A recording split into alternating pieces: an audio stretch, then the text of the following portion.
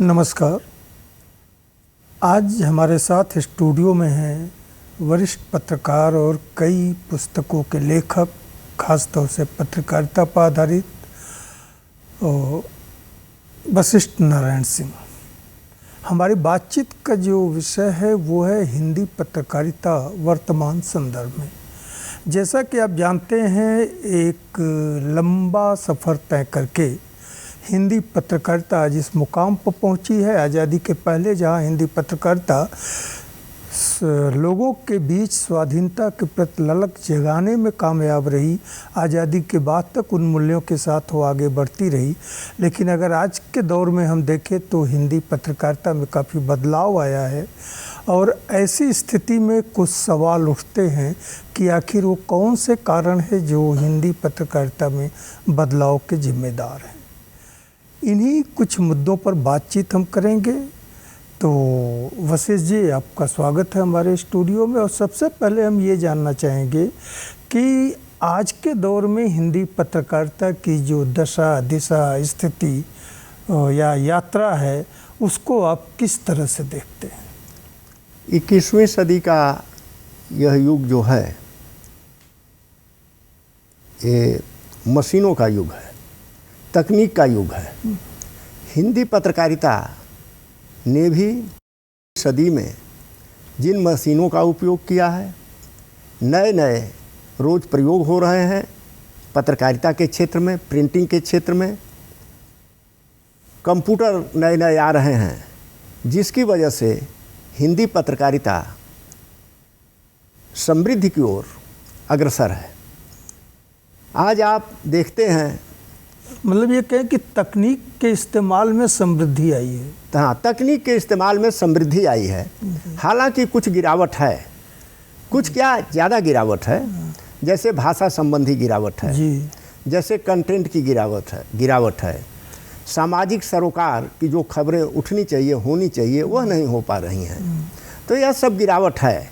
लेकिन हिंदी पत्रकारिता ने एक काम यह किया है कि आज शहरों से निकलकर हर गांव, हर कस्बे में पहुंच गई है और लोग उसे पढ़ते हैं, पत्रों को पढ़ते हैं और जानकारी हासिल करते हैं। जो हिंदी पत्रकारिता को चुनौतियां मिल रही हैं, न्यू मीडिया से मिल रही हैं। न्यू मीडिया भी नए नए प्लेटफार्म को वो जारी कर रही है और उन प्लेटफार्मों के ज़रिए ऐसा लग रहा है कि पूरी दुनिया एक मुट्ठी में समा गई है। मोबाइल इंटरनेट से कनेक्ट हैं, किसी भी समय उसे खोलकर लोग, अमेरिका हो चाहे इंग्लैंड हो चाहे कहीं भी हो, वह समाचार उससे प्राप्त कर लेते हैं या उससे जानकारी हासिल कर लेते हैं। सबसे बड़ी बात यह है कि न्यू मीडिया विश्वसनीय है या नहीं है। बहुत सी ऐसे खबरें हैं जो झुंड भर के यूट्यूब चैनल चल गए हैं, वेबसाइटें या वेब पोर्टल चल गए हैं, खबरों को तोड़ मरोड़ कर पेश करते हैं। उससे कहीं अच्छी हिंदी पत्रकारिता है जो समाचार पत्रों के माध्यम से, पत्रिकाओं के माध्यम से, मतलब प्रिंट मीडिया। हाँ, प्रिंट मीडिया जो पत्रिकाओं के माध्यम से जनता के बीच पहुंच रही है। वशिष्ठ जी, अभी आपने एक बात कही कि जनता के सरोकारों से भटकाव है, तो आपको क्या कारण लगता है कि हमारी हिंदी पत्रकारिता जो कभी जनता की आवाज़ हुआ करती थी, जनता के मुद्दों पर संघर्ष करती थी, सत्ता के और जनता के बीच में कड़ी का काम करती थी, जनता के इशूज को सत्ता तक पहुंचाती थी, क्या कारण है कि वो इस भटकाव से गुजर रही है? उस समय की पत्रकारिता मिशन पर आधारित थी। जैसे जैसे वह आगे बढ़ी, वैसे वैसे उसमें व्यावसायिकता आने लगी। आज की स्थिति यह है कि हिंदी पत्रकारिता में व्यवसाय पूर्ण रूप से घुस गया है। ऐसी स्थिति में व्यवसाय को जो तवज्जो दी जाती है, वह सामाजिक सरोकारों से लोगों को अलग कर देती है। इस समय की स्थिति यह है, प्रिंट मीडिया की स्थिति यह है कि एक व्यक्ति की खबरें बहुत ज़्यादा छपती हैं, किसी समय एक व्यक्ति की खबरें नहीं छपती थी। आज जिससे लाभ होता है उससे खबरें छपती हैं। इसमें जनता जो है उपेक्षित कर दी जाती है। तो शायद यही कारण है कि प्रिंट मीडिया हो या इलेक्ट्रॉनिक मीडिया हो, आम लोग हाशिए से भी ढकेले जा चुके हैं, वो कहीं दिखते नहीं हैं। हाँ, आम लोग, यही सबसे बड़ी कमजोरी है। मतलब बाजार का दबाव, बाजार का दबाव है, बाजारवाद पूरा लागू है। हालांकि हिंदी पत्रकारिता आगे बढ़ रही है, लेकिन वह अपने तकनीक की बदौलत आगे बढ़ रही है।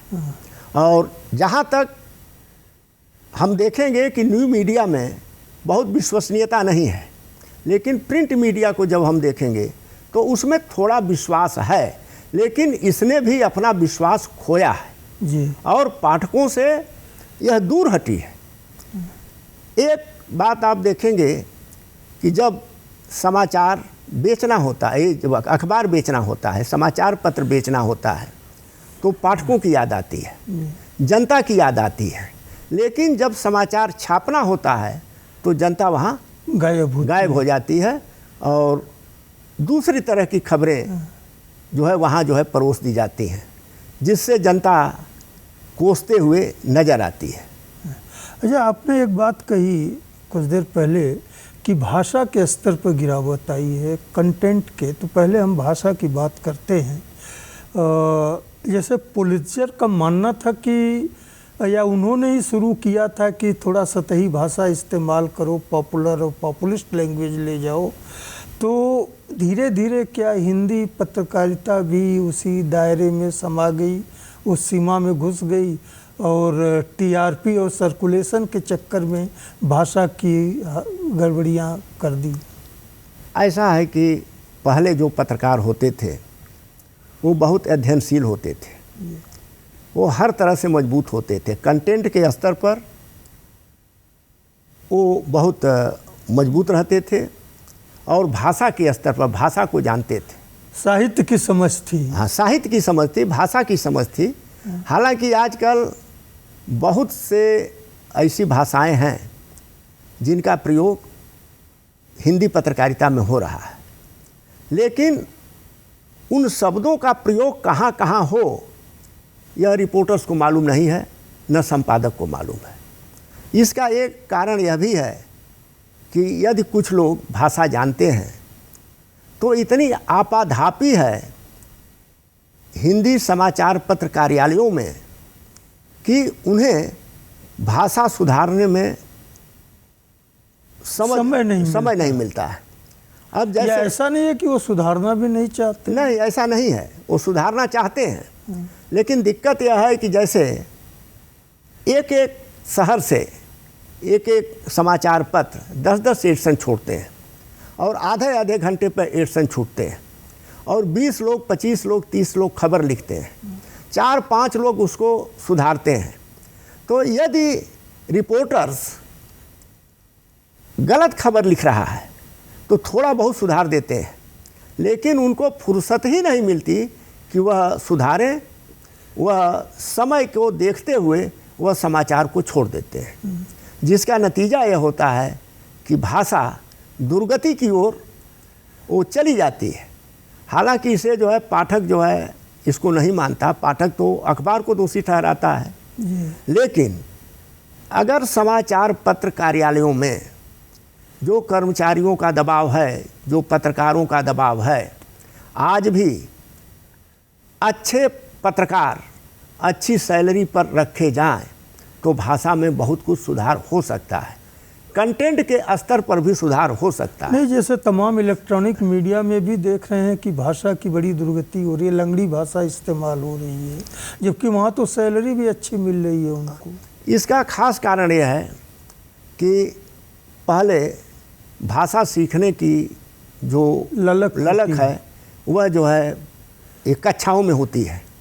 भाषा उनकी पहले से ही गड़बड़ है जी, और अंत में आते आते उनकी कितनी भाषा सुधारेंगे, उनके में कोई न कोई दोष अवश्य रह जाता है।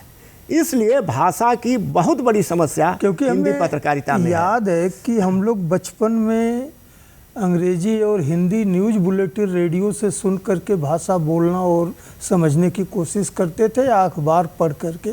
बनारस का ही एक अखबार था जिसमें मैंने काम भी किया था, और वो था कि भाषा सीखना है तो इस अखबार को पढ़ना है, या कभी हम लोग दूसरे अंग्रेजी के अखबारों को पढ़ते हैं थे सीखने के लिए, लैंग्वेज को समझने के लिए। लेकिन आज जब वही गड़बड़ है तो हमें, आपको ये नहीं लगता कि आने वाली पीढ़ियों को भी नुकसान हो रहा है भाषा के स्तर पर?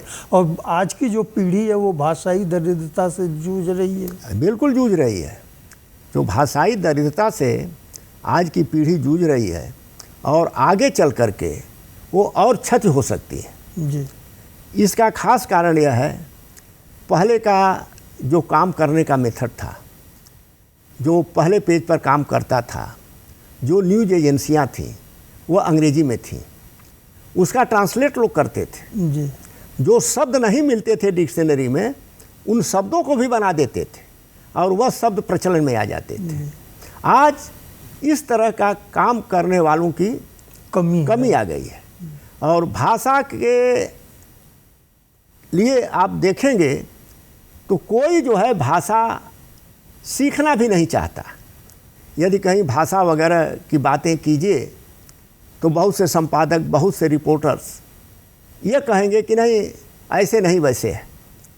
तो यहाँ आप देखेंगे कि एक जो गुत्थम गुत्थी का जो ये दौर चला है, यह जो है भाषा को बहुत नुकसान दे रहा है, और आगे चल कर के विकट परिस्थिति उत्पन्न हो सकती है। जी हाँ।